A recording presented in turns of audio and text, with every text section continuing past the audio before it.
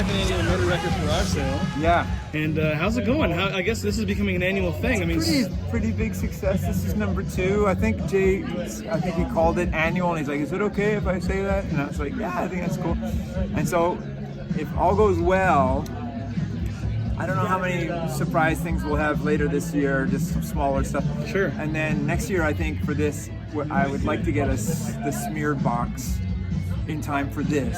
Buddy. And then maybe like play some shows in the fall, but like try to have it in time for this. That would be my goal. Because I mean, you're kind of circumnavigating sort of Record Store Day in a way. This is what it feels like to me today, kind of lining up and stuff. Yeah, it's kind of without like that sort of cachet of other having to bump up against other releases and stuff, and you're kind of carving out your own. Yeah, we also like do. It's always like an evening with. There's no opening band, so we basically interact with no other band. We don't meet anybody. No Record Store Day, so we just exist in a vacuum. Yeah. No, we thought of it as kind of like our own Record Store Day, and it's almost like a little kind of like Sloan convention in a way. Buddy, we got to do Sloan Con at some point. I got to get Andrew that started. and Patrick were here. Patrick is still here, and he's like doing his thing. He's like out there meeting people, and he's not as aggressive as I am.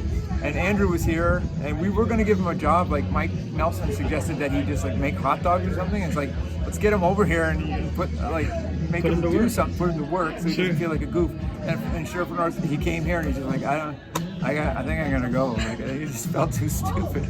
But anyway, he's a lovely guy, and he came, and I love him for it. But I think he's just feels like a goof. Like, am I supposed to sign autographs? Yeah. Well, I say, yeah. Well, on behalf of the fans, I mean, thank you guys for doing this again. I mean, it's so awesome to see all of this merch and the exclusive stuff. It was cool to see Elaine in line with I love Laura Elaine. and I was Kira. like, what do you want? Don't pay for anything. Yeah. Here's 5 tote bags. What size are you? Extra small? Do you have XXXS?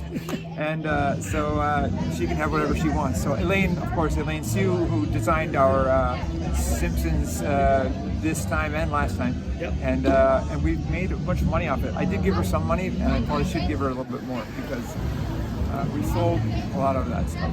Cool, exclusive content here. Awesome, man. And so we made the little demo cassette of One Chord to Another, which we were going to make a vinyl version of, but Jay said, I think we got to do the party record because it's a better product, like it's a better listen. I feel goofy putting this on vinyl. Like it's kind of crap. These demos are kind of crappy. Songs are good, of course, but the demos themselves were just sketches. And we also did a Brian Walsby t-shirt. Shout out to Brian Walsby for making us a hardcore shirt, kind of an anachronistic 2018 Sloan playing hardcore. I don't know what that means, but it was kind of cool. So I'm happy that we have that, and we have Never Heard the End of It, repressed for the first time since 06.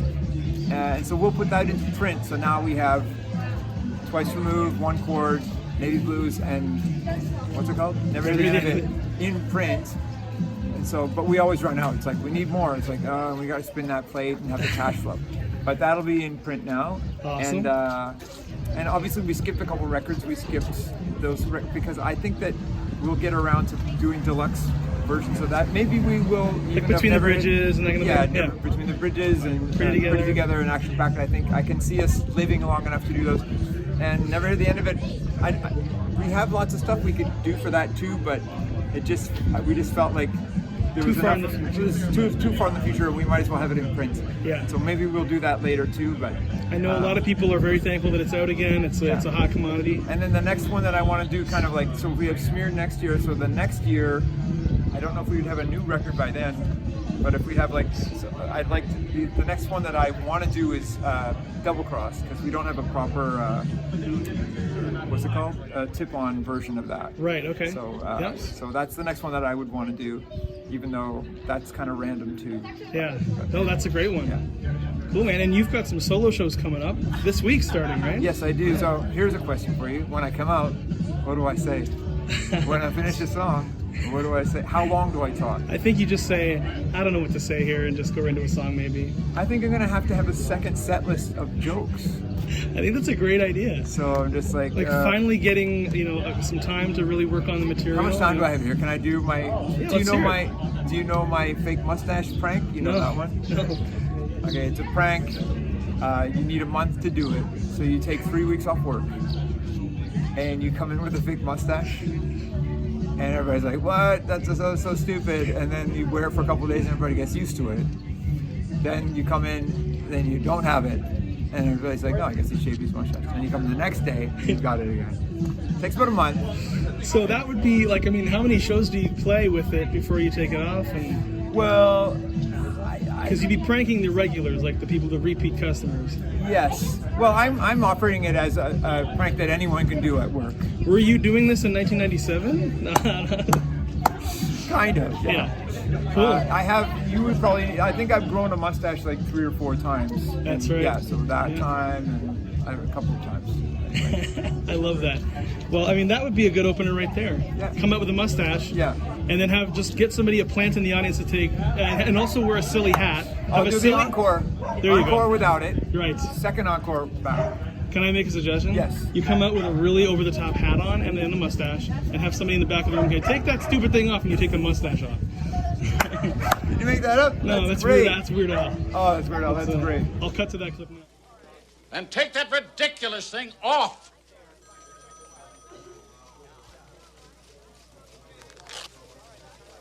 But, Were you more influenced by Weird Al or Sloan? I was a fan of Weird Al first, I gotta be honest. Yeah. Like when Spirit came out, I was listening to Off the Deep End. And I actually didn't know who Nirvana was when I heard that song. But anyway, so there you go, some context. You know the Weird Al line, what's the best Weird Al album?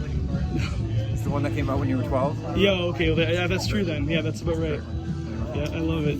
Yeah, so it's pretty good here. This the guy from last year, he's like, can you sell this and give me some commission? I'm like, Yeah. But yeah, I feel like that's a cool bass. I just texted Mike O'Neill to say, is this worth anything? You're potentially helping the community, which is like, that Carney Lake Road painting a room ethos. That's You know, right. like You support us, we'll support you. It never ends. Hey, Rexy. Yeah, so I think it's a success. It's a beautiful day in the neighborhood. I'll let you get back to it here. I feel like I'm keeping you. That's all right. But yeah, thanks for talking I to always have Sloancast. time for the Sloancast guys. You're the best, What man. do you need? I'll give you whatever. What does Ken need? We'll talk after. But Does he need, I set you up. Does he need a color thingamabob? Did you get one for he him? needs to move to Canada, I think. But anyway, it's great. Does anyone call him the Dusseldorf? Oh my I God. think that's a Mike Nelson. I hope they start now. I'm just kidding, Ken. I'm kidding too. I love him. Cool, buddy. Well, I know there's a Sloan show coming up in Toronto as well. Yeah. And is that officially Steady Tour canon, or are we Yes, just? that'll be Steady Tour. And I was pissed because I'm already pissed that it's in July. I wanted to do it in April, but I was like, I'm not going to do this after the summer because we'd have to start from scratch to With the rehearsals and stuff? Yeah, and we're probably about 10 of these songs are going to go in the garbage after this show. So Maybe you could talk for just a second about the tour as it was late last year into early 2023, the Steady Tour. The word from you was like great crowds, I think we band was played to feeling more good. people than we did since the 90s. Yeah. The Commodore show was sold out. I don't think we sold out a show there in years. And it's great. And as you know, we play a punishing amount of new material. We play it all. I saw you posted the young ladies Oh, that was so comedy funny. from earlier. Yeah. I'll put that clip in here Yeah, too. put that. Oh, I love a chair at 37. I'm loving the chair. Went to Sloan, bummed out, no chairs. Just new songs and no chairs. She's that's I'll allow it. That's funny. Yeah. But yeah, so we play all the new songs and I think they went over, and I think that we have a really listenable album, and it's encouraging to me, and it just makes me say it makes me want to make plans. So basically, I'm driving Patrick crazy. He's like, I don't know what I'm doing next week. What are you talking about? 10 years?